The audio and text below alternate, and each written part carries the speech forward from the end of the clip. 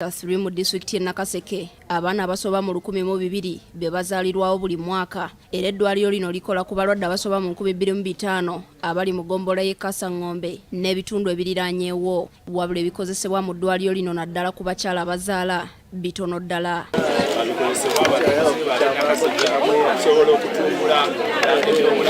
Bannamawulire abagasakira mu bbendobendo ly'Ebulemeezi nga beegattira mu kibiina ki Greater Luweero Journalists Association mu kujaguza olunaku luno bagadde bayambeko abantu mu kusoomoozebwa ku basanga kubanga abakyala bangi balemererwa okujja ku malwaliro okuzaala olw'obutaba na bikozesebwa ne basalawo okukozesa bamulerwa nga bakuza olunaku lwa bannamawulire olw'ensi yonna. Bano nga bali wamu n'ebitongole okuli Rose Namayanja Foundation, Save for Health Uganda ne Reproductive Health Uganda bawaddeyo mama kit nkaga mu nnya ziyambeko abakyala bagenda okuzaala obutimba bw'ensiri 120, obupiira bugali mpitawa, bulangiti, amasuuka, ebikozesebwa mu kulongoosa abakyala, sabbuuni n'ebirala. Nti abantu wano beekwatiddemu bali mu kuzimba ddwaliro bawaayo akasente akatonotono okulaba nti ebyobulamu wano bitumbuka. Tufunye obuzibu malwaliro gaffe ag'omu byalo nti abantu baagalekera gavumenti buli kimu gavumenti eddwaliro tugaana naffe katubakwatizeeko nga tukuza olunaku luno olwa abamawulire katubaweeyo ku bintu omulinga mama kits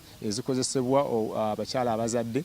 Mama kit ogirabanga ya layisi gumu 2 gumu kitundu mitwalo 3 naye no mu kyalo omusajja amalako emyezi 9 ng'omukazi alina olubuto nga tasobodde gimugulira era abakyala ne batuuka wano nga tebazirina. Yenkola yaffe ogenda nga tuyamba abantu aba community okugaba ekintu ekigasa omuntu owa bulijjo. Naffe twagadde okujjukiza gavumenti nti ebintu ebimu yeetaaga okubiteeka mu malwaliro. Ssentebe wa disitulikiti Nakaseke Ignatius Komu yabazizza abamawulire bano wabula n'akolokota gavumenti okulinnyira eddembe lyabwe ate nga kubba enkulaakulana kwetambulira. Abamawulire bano oluusi babayita ba lugambo naye omuntu w'olugambo mulungi omwana ne bwabeerawo kanga alina olugambo yaaka akabaka kutegeezezza bw'oba tofuddeyo kukola sawuliyo. Okuvaayo n'omutima ogulumirirwa abantu ba bulijjo njagala otwala omukisa guno okubeebaza ennyo. Okulaba bamaama bannakazadde b'eggwanga nga tebaddeyo kufiira mu ssanya.